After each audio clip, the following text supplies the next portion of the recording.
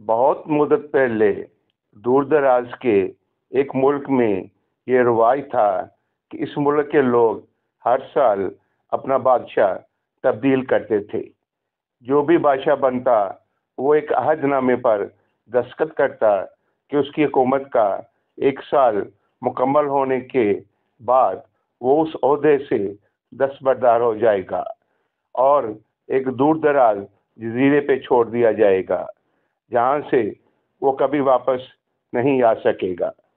جب ایک بادشاہ کا 1 سالہ دور حکومت مکمل ہو جاتا تو اسے ایک مخصوص جزیرے پہ چھوڑ دیا جاتا جہاں وہ اپنی بقایا زندگی گزارتا۔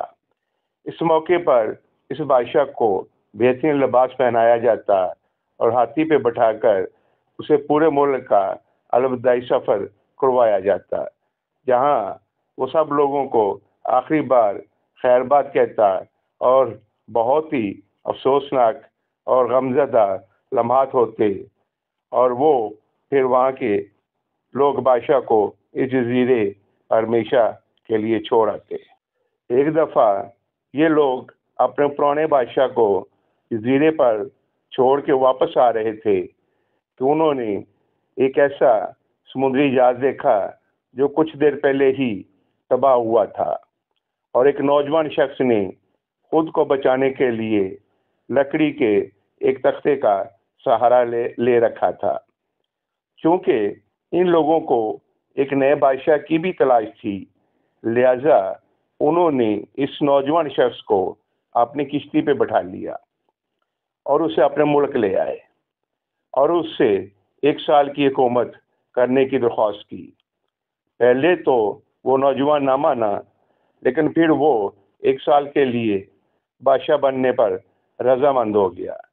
وہاں کے لوگوں نے اس کو بادشاہت کے تمام اصول اور طریقے سمجھا دیے اور یہ بھی بتایا کہ 1 سال کے بعد وہ اسے فلاں مخصوص جزیرے پر چھوڑ آئیں گے۔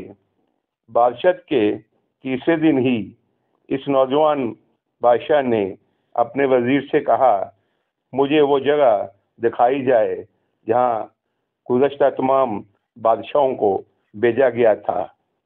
نئے بادشاہ کی خواہش کا احترام کرتے ہوئے اسے وہ جزیرہ دکھانے کا اہتمام کیا گیا۔ وہ جزیرہ مکمل طور پر جنگل تھا اور جنگلی جانوروں سے بھرا ہوا تھا۔ ان جانوروں کی آوازیں جزیرے کے باہر تک سنائی دے رہی تھی۔ بادشاہ جائزہ لینے کے لیے تھوڑا سا جنگل کے اندر گیا تو وہاں اسے پچھلے تمام بادشاہوں کے ڈھانچے پڑے نظر آئے۔ وہ سمجھ گیا کہ بہت جلد اس کا بھی یہی حال ہوگا اور جنگلی جانور اس کو چیر پاڑ کر کھا جائیں گے۔ ملک واپس پہنچ کر بادشاہ نے مضبوط توانا جسم کے 100 مزدور اکٹھے کیے اور ان سب کو اس جزیرے پہ لے گیا اور حکم دیا جنگل کو 1 ماہ میں مکمل طور پر صاف کر دیا جائے، تمام خطرناک جانوروں کو مار دیا جائے اور سب فالتو درخت کاٹ دیے جائیں۔ وہ ہر ماہ خود جزیرے کا دورہ کرتا اور کام کی خود نگرانی بھی کرتا۔ پہلے مہینے میں ہی تمام خطرناک جانوروں کو مار دیا گیا اور پھر بہت سے درخت بھی کاٹ دیے گئے۔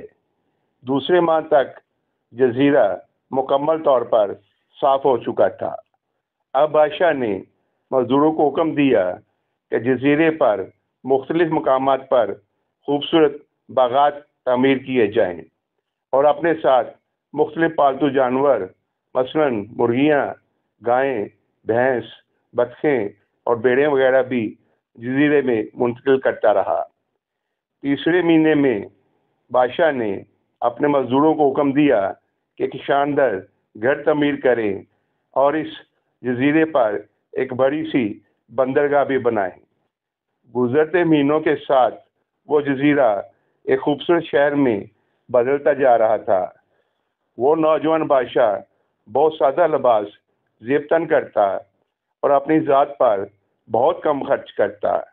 اپنی بادشاہت کی زیادہ تر کمائی وہ جزیرے کو بنانے میں لگاتا رہا۔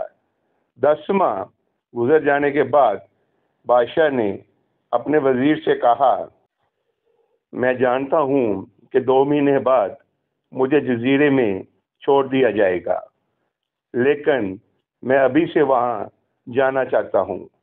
وزیر اور دوسرے وزراء اس بات پہ متفق نہیں ہوئے اور بادشاہ سے کہا، آپ کو 2 ماہ مزید صبر کرنا ہوگا تاکہ سال مکمل ہو جائے۔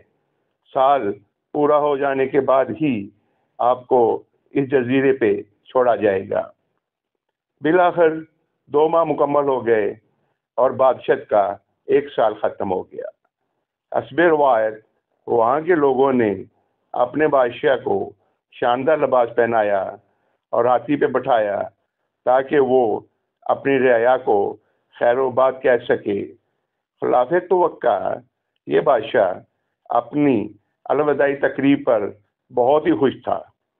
لوگوں نے اس سے پوچھا، اس موقع پر تمام گزشتہ بادشاہ تو رو رہے تھے لیکن آپ ہنس رہے ہیں، آپ کی اس قدر خوش ہونے کی کیا وجہ ہے؟ تو اس نوجوان بادشاہ نے جواب دیا، تم لوگوں نے دناؤں کا وہ قول نہیں سنا، جب تم ایک چھوٹے بچے کی صورت میں اس دنیا میں آتے ہو تو تم رو رہے ہوتے ہو اور باقی لوگ سب ہنس رہے ہوتے ہیں۔ ایسی زندگی جیو کہ جب تم مرو تو تم ہنس رہے ہو اور باقی دنیا رو رہی ہو۔ میں نے ایسی ہی زندگی گزاری ہے۔ جس وقت پرانے تمام بادشاہ محل کی رنگینیوں میں کھوئے ہوئے تھے تو میں اس وقت اپنے مستقبل کے بارے میں سوچتا تھا اور اس کے لیے لائعمل پیار کرتا تھا۔ میں نے اب اس جزیرے کو ایک ایسی خوبصورت قیامگاہ میں تبدیل کر دیا ہے جہاں اب میں اپنی باقی زندگی نہایت چین اور آرام و سکون سے گزار سکوں۔ ہمیں اس کہانی سے یہ سبق ملتا ہے کہ یہ زندگی جو ہم جی رہے ہیں عارضی ہے، اسے دنیا کی رنگینیوں میں ضائع مت کریں بلکہ ہر لمحے اپنی آخرت کے بارے میں سوچیں، اس کے بارے میں لائعمل پیار کریں تاکہ ہم بھی اس دنیا سے ہنستے ہوئے رخصت ہوں۔ اسی کے ساتھ آپ سے اجازت چاہتا ہوں، اپنا خیال رکھیے گا اور اس ناچیز کو دعاؤں میں یاد رکھیے گا۔ اللہ نگہبان۔